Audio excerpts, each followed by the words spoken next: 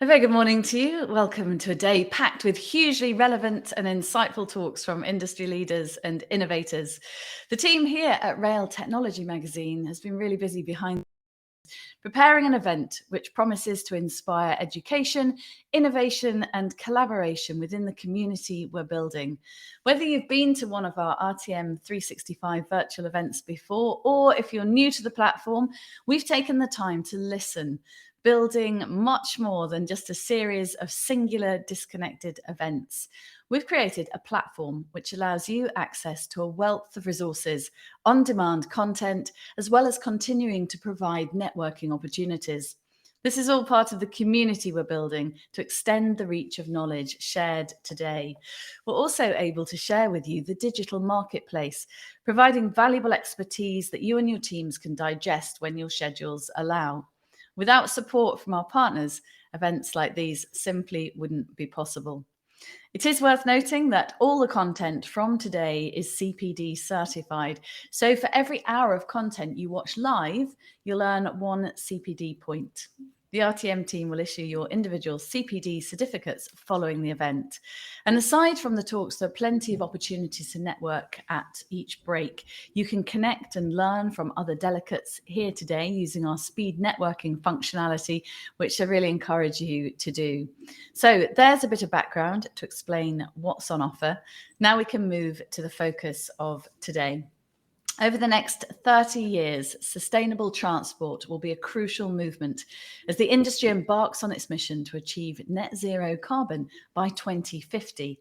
This will entail varied levels of investment, opportunities, and innovation from all rail industry stakeholders. And we mustn't overlook the progress that the rail industry has already made when discussing this topic. Rail travel on the whole is already a low carbon method of transportation, accounting for less than 2.5% of overall transport emissions and about 0.6% of the UK's total emissions. There are many factors we can attribute to the ongoing success of the rail industry's advancement to lower carbon rail, such as the phasing out of diesel trains, which is already well underway. Today, as we look to the future, both plans and opportunities to strive even closer towards a net zero rail network. We recognise the plans to electrify major routes, and we have an array of experts joining us today to examine these plans. But we'll also be exploring the opportunities hydrogen and battery technology offer with the help of industry leaders and key panellists. An added benefit to today's proceedings is a bit of friendly competition to reward you for your hard work. Score points by engaging with the platform's different elements and potentially earn yourself a choice of reward come the end of play. Our gamification tools will be active throughout the day with an up-to-date leaderboard tracking delegate progress.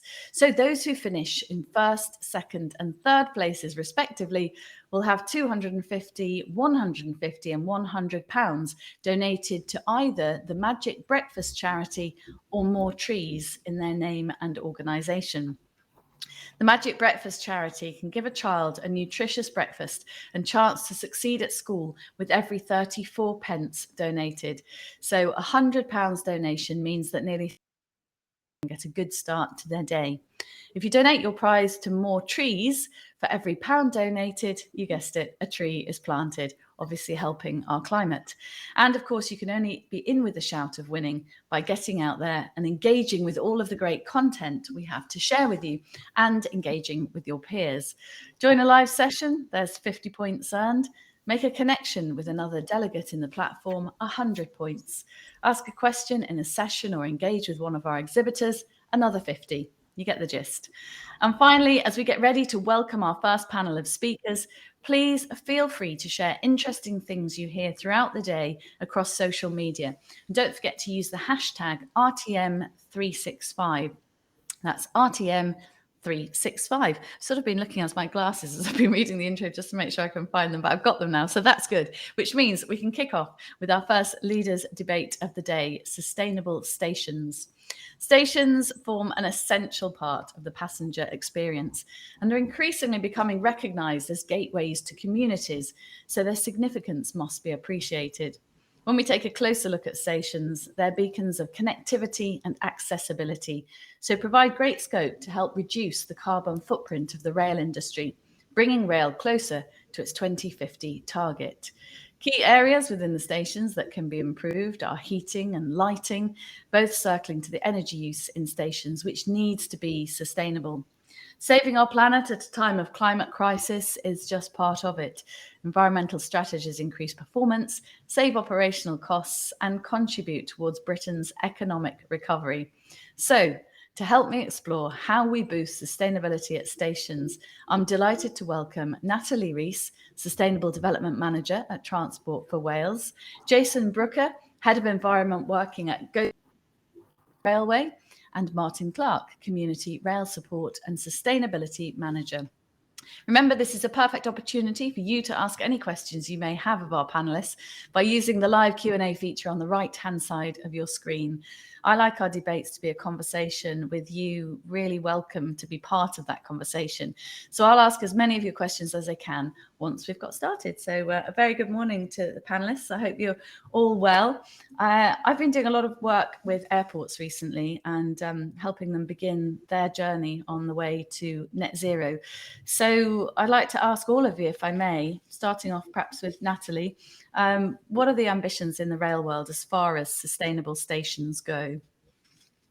So for us, I mean, you've already mentioned a lot of what we want to create from stations or sustainable stations. So I think when we look at the railway, it's really the old-fashioned social network.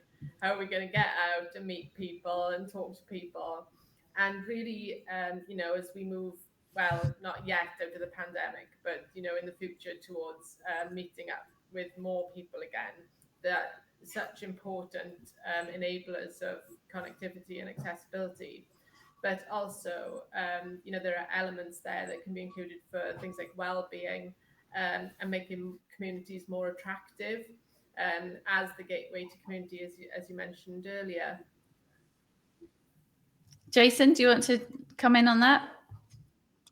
Hi, Helen. Hi, everyone. Yeah, I mean, I absolutely agree with Natalie. I mean, it's all about making our stations the hub of the community, isn't it? They always have been in the past, and it's something I think that we've perhaps drifted away from slightly, and something I think we should certainly be bringing back.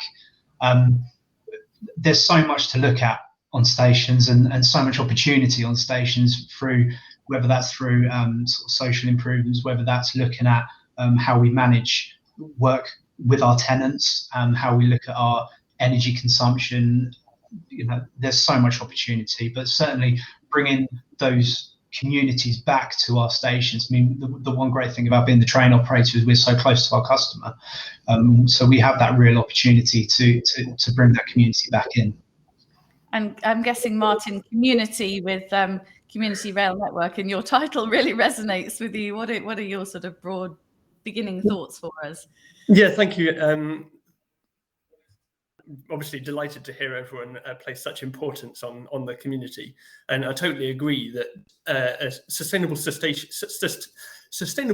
in the kind of wider sense is one that is fully embedded in its local community, and obviously its facilities are here to serve the railway and its passengers, of course, but the station is far more than that, and it is there to provide support and sustenance to the area around the station. And we've already, before we kind of even started, talked about some of the kind of issues for the industry to think about at stations, so renewable energy, water collection and saving, low energy lighting, better heating and but the station, I think, another aspect I think has a crucial role to play in shaping how people think about their journeys and travel, which is going to be a key part of the decarbonisation and sustainability agenda in the future. And I'm sure we'll talk more about that. Just one other thing finally is that stations also by definition have land, and one other topic is that increasingly people are recognising the role that kind of biodiversity and rewilding play in our living more sustainably. And communities right across the country are already leading the way in looking at sort of planting and promoting these issues, and making sure that stations have a role as part of this wider agenda. and using stations look more attractive and welcoming in their local area as well. It's So interesting. It's interesting to say that, Martin. I was reading some examples actually that sort of really resonated with me. You know, away from the obvious heating, lighting, or that kind of thing. Rain water wastage at Birmingham New Street, solar panels at Accrington in Lancashire, and dedicated wildflower zones at Perth to help the local bee populations recover. I think they're lovely examples of what I suppose can be the icing on the cake rather than the sort of key areas of sustainability. But Natalie, any examples of what's really working, well in Wales? Yeah, definitely. So sticking to that theme of biodiversity and rewilding, we were really pleased last year to be given some money from the Heritage Lottery Fund in Wales. It was the biggest single pot of money they've given out to an organisation to undertake station greening projects. So we've allowed some of the money to be spent in the community with our line-side neighbours. So we looked at community partners within a mile of the station, and we've been putting in allotments and planters and green features, and we've been able to fund a community volunteer support into a charity as well. We've been putting new planters in at train stations and looking at green walls and green roofs. And I think there's so much opportunity for that now. We have a really good network of community station ambassadors and community adopters who adopt their stations and look after them. One of our smallest stations won the small station of the year last year. So we've been really lucky that we've had really great partnership working to enable us to deliver these really exciting biodiversity projects. God, that sounds like you've been doing some fantastic stuff. Jason, have you got some examples from Govia?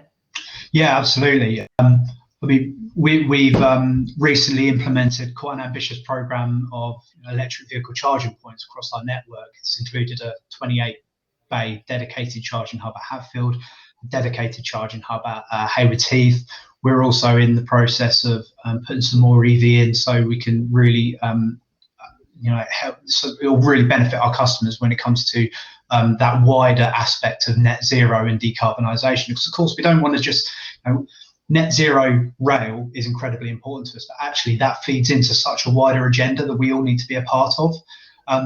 One of the other things we've been working on as well at Denmark Hill Station, for instance, we've worked with our colleagues in Network Rail to develop Europe's first carbon positive train station.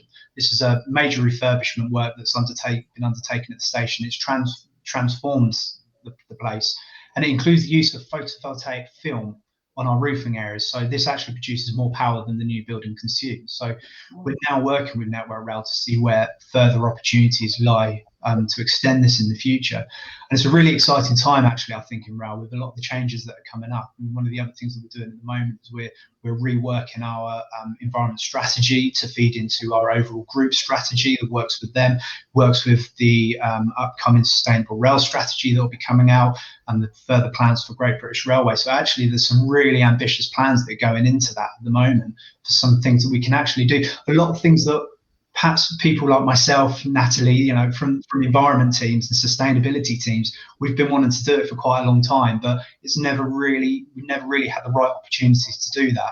And now we're in a position where actually we can start being quite ambitious with our plans of what we want to do around decarbonisation, adaptation, biodiversity, waste management, and all these big ticket agenda items that we just haven't had the chance to do in the past. It's refreshing to talk about, the EV charging and things like that. And, looking at the station, I suppose, looking at the whole travel journey as a whole ecosystem, or that whole end-to-end experience. And, I think that's really important.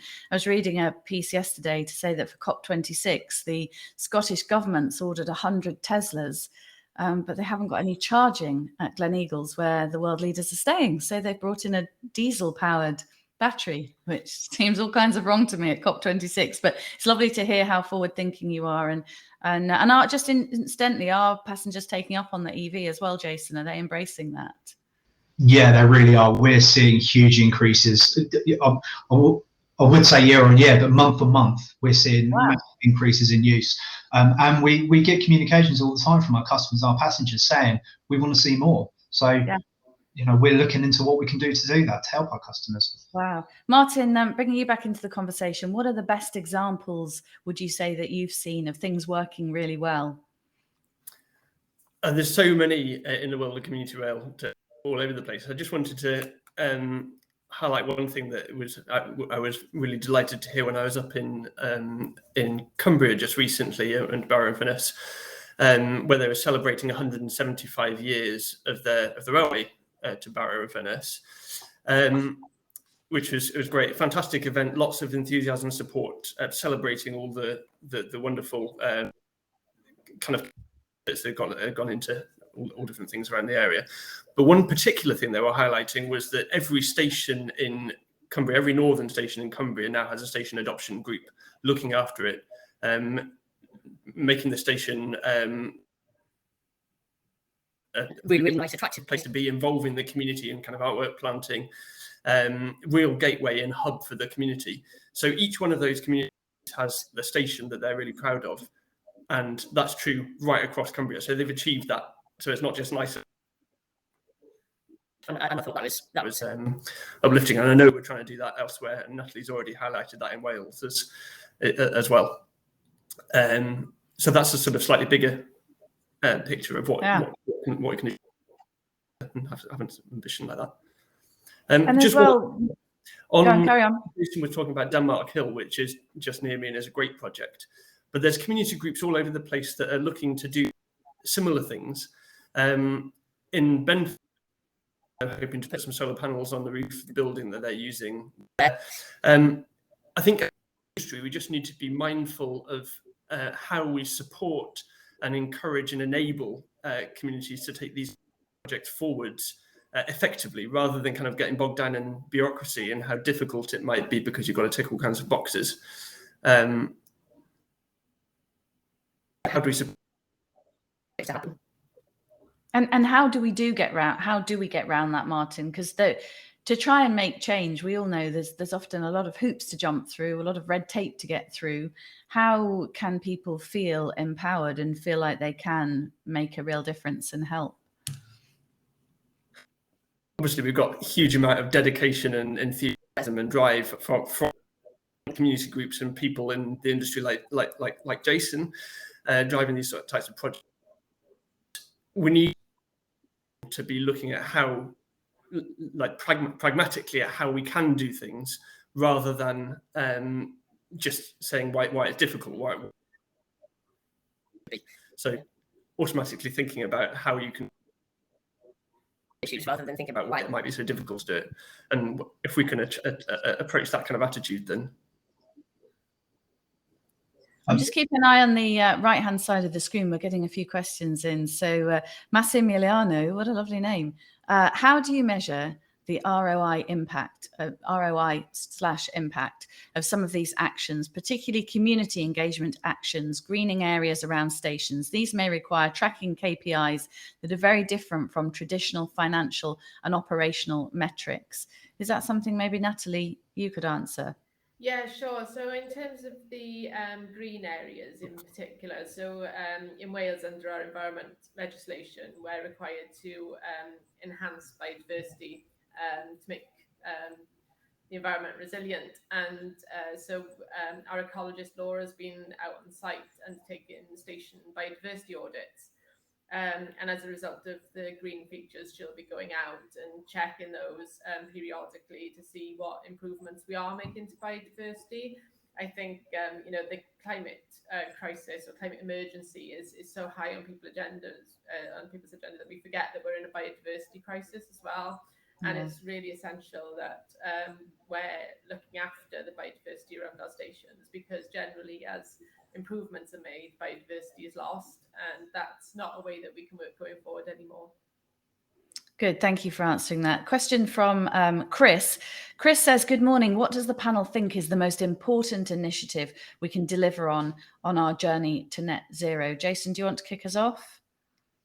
The most important initiative, I mean, we've got to look at, if we're looking at it as an industry, we've got to look at the total decarbonisation target, haven't we? We've got to look at electrification and removing diesel fleets.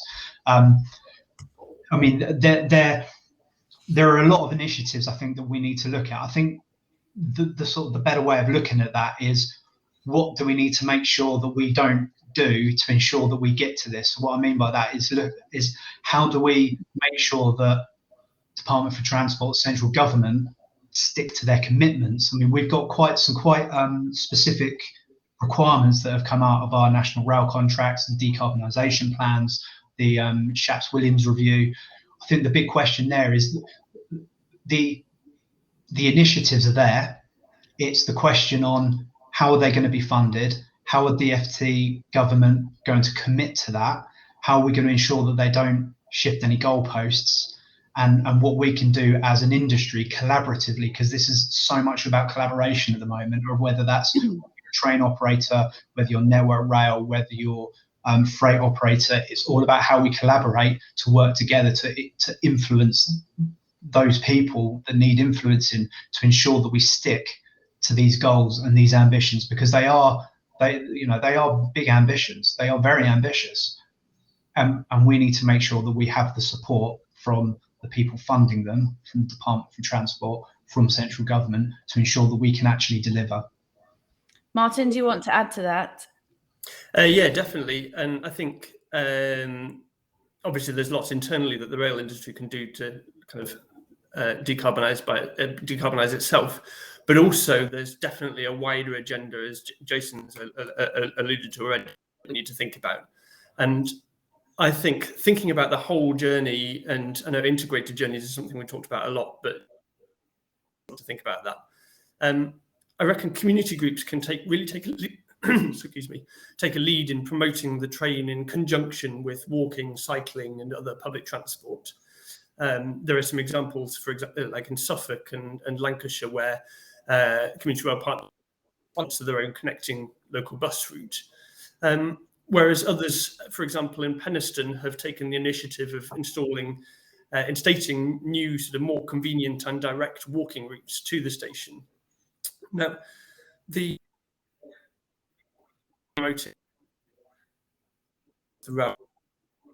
it's reflected in the government decarbonisation strategy. That it's more than just about installing bike racks and maps. Station is important that they are. Because congestion and poor air quality blight kind of many of our towns and cities, communities are crying out for it to be easier and safer. And I think over time we need to be really thinking about how this sort of whole journey picture and access is not dominated by the car, but actually that walking becomes the thing.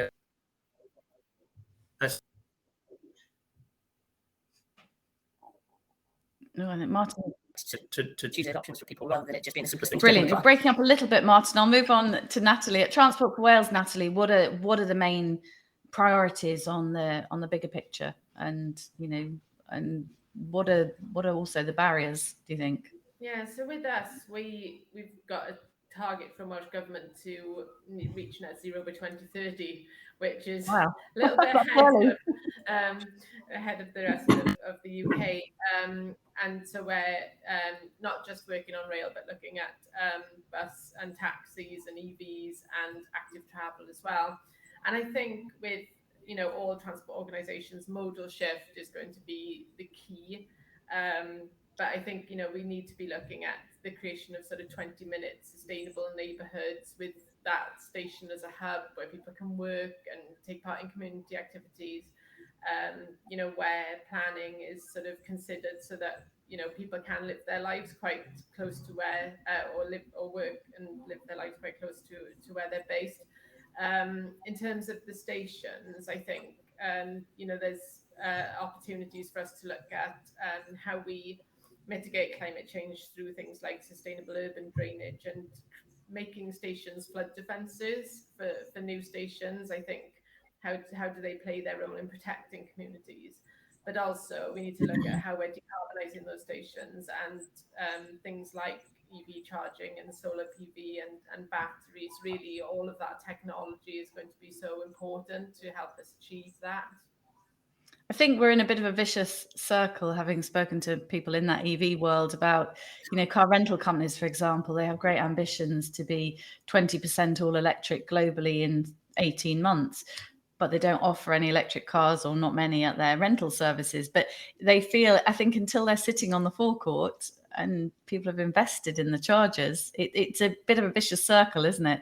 And it's tricky because EV charging and all that kind of thing, it's expensive. So it's great to hear that Jason's sort of embraced it. We've got a question from Glyn. Glyn says, good morning to you all. We, GDS, as a company, manufacture green solutions for wayfinding and digital displays. Why aren't these being taken up a lot quicker? Anybody like to take that one? I'm happy to come in. Great. Go on, Natalie. So we are currently testing solutions for off-grid displays and off-grid shelters as well. We're working with a company who manufactures thin film solar panels that we should be able to attach to shelter roofs to make our stations shelters off-grid. And I think it's, a lot of this technology is quite new, and we're certainly in phase of testing at the moment.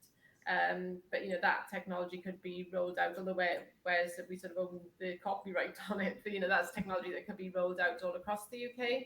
And I think especially with the rail, there are such key concerns around safety in the railway environment that we have to make sure everything's tested properly before it can be installed. Jason, given technological, it's difficult to say that at this time of the morning without a coffee, technological advances in rolling stock and track infrastructure, what role does the train operator have in achieving net zero? Yeah, so I've sort of alluded to it before. I think achieving net zero is more than what we just do in rail. I mean, the train operator has such a close relationship with the customer compared to other areas of industry. So to sort of achieve true net zero beyond what we're doing in rail, we need to encourage, we said it before, modal shift. We need to engage with the public and make rail an attractive form of transport over driving the car. But that's the area where train operators can really make a difference. As operators, our businesses are already set up to ensure the customer experience really is as important as sort of safety and performance. Without our customers, we have no business. I also think that as a train operator as well, we also have a key role to play in influencing, collaborating with the wider industry. We don't own our stations or our depots, we lease them. So there's an influencing and collaboration piece there around what we can do on our sites that we as the operator don't have direct control of. Again, something that's been sort of mentioned a few times, but collaboration is so important. And as individual operators, our voices aren't always heard the loudest, but collectively, well, that's where we can really start to make some change. Natalie, I just wanted to touch on, you sort of alluded to it a moment ago, but climate change. I mean, what are the risks to stations from climate change? We're talking about it a little bit later in the conference, but, we're all experiencing a lot wilder weather and more extreme weather, aren't we? Whether that be heat or torrential storms. And, we joke about leaves on the line, but I think it's going to be a lot more challenging for, our rail operators. But how do the stations fit in with that? How are you making stations climate change ready, if you like? Yeah, so flooding, heat are going to be the main impact, but we mustn't forget the people in that story as well. So, there's going to be some significant impacts to our travellers, waiting in very hot conditions as temperatures get closer to 40 degrees as usual. And, making sure that those stations are accessible is going to be key. And so we're, as I mentioned before, looking now under new TAN 15 regulations in Wales for planning. We have to consider development in floodplain areas, in areas that flood now. So any new stations will take consideration of the likelihood of flooding in the future, which is really good. Building in shade to protect passengers from heat. And also looking at the addition of sustainable urban drainage or rainwater gardens around the station environment, which can prevent flooding. And it's not just at the station. I think, it's key that helps to support the community as well. And so we've got a couple of examples. When our new station we've recently built in near Aberystwyth called Bow Street, that's got a very large green sustainable drainage system. You know, it's a lovely community feature, planted trees, and also manages floodwater runoff the site.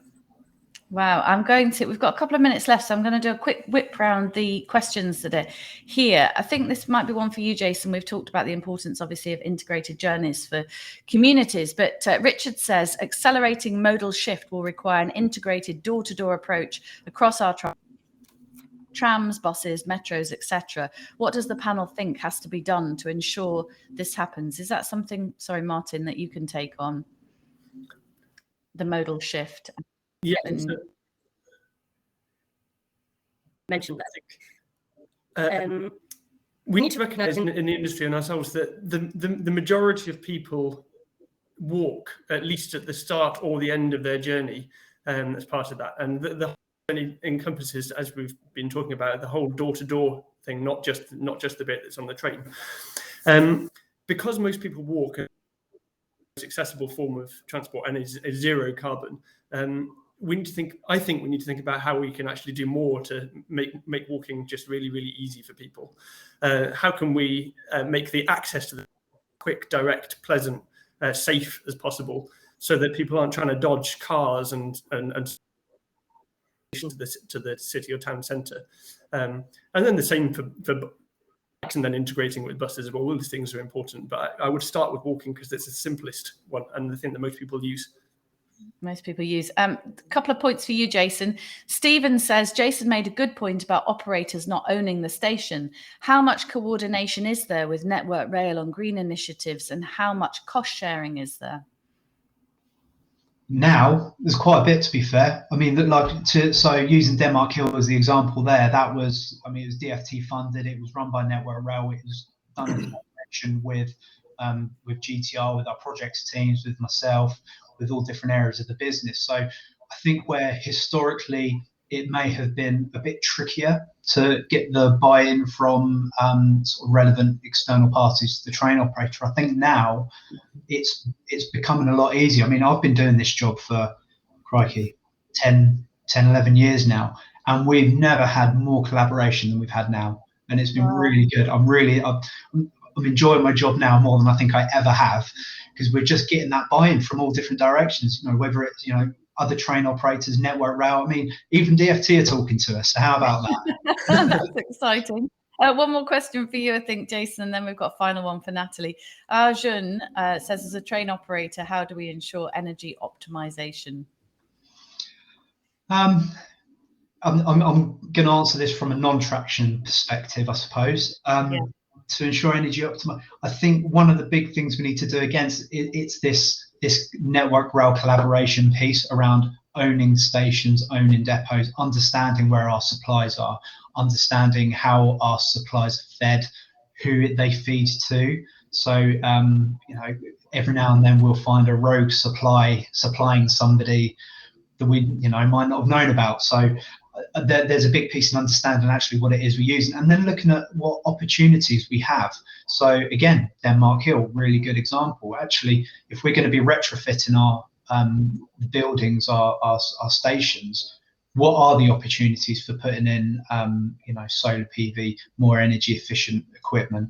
I mean, there is going to be a conflict. I mean, one of the sort of targets that we've got is around energy reduction, yet at the same time we've got targets for new customer information systems, new gate lines, new CCTV systems, which are going to push our energy consumption up, EV.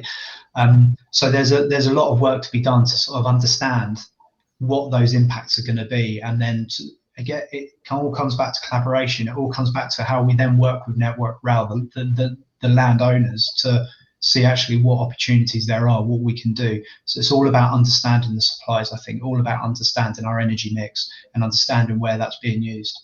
We've got 1 more minute left, so I'm going to end with Natalie, if I may, Natalie. Stephen says, just a comment, it's disappeared, but he said it was excellent that Martin was talking about walking more. And Tricia says funding is, oh no, I've lost the right, sorry. Stephen says, excellent point from Martin about the need for making walking to stations more attractive.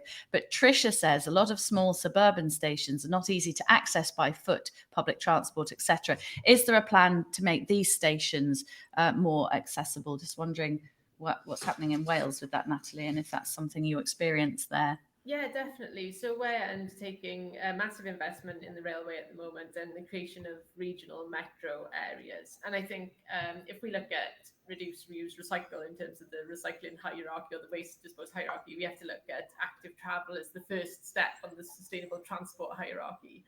And it's key. It's got to be the main way that we travel in the future if we're going to be really serious about carbon. EVs are great, but lots of embodied carbon in them. Loads of opportunities around e-bikes, and the investment we've seen in Paris in e-bikes has been really exciting. And I think we've got a program called Access for All, and I think that's how we should be considering access to stations now. Taking out barriers that people can't push their prams around or cycle around. We need to look at step-free access for people to get into the stations. But yeah, I think it's key to getting people onto trains, and that's where we want to be, really.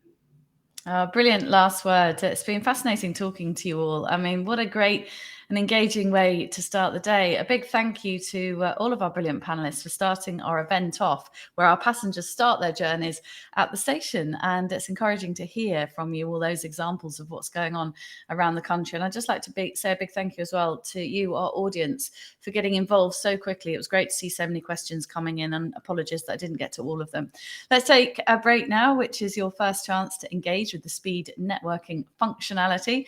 I'll see you back on the platform in 10 minutes time.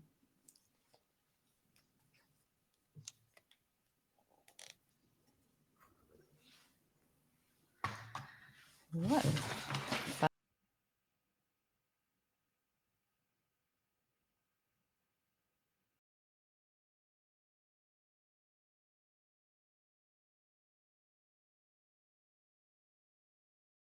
It's been quite excellent. We're all right.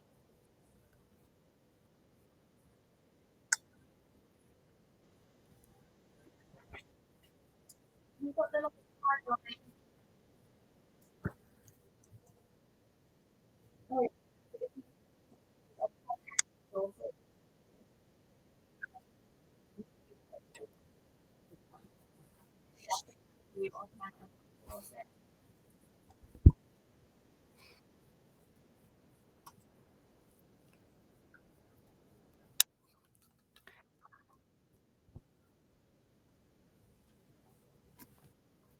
and then in the as well.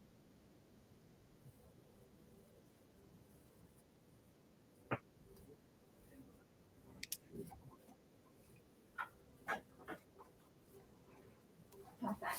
Oh, thank you so much. All right, see you in a moment. Take care. Bye.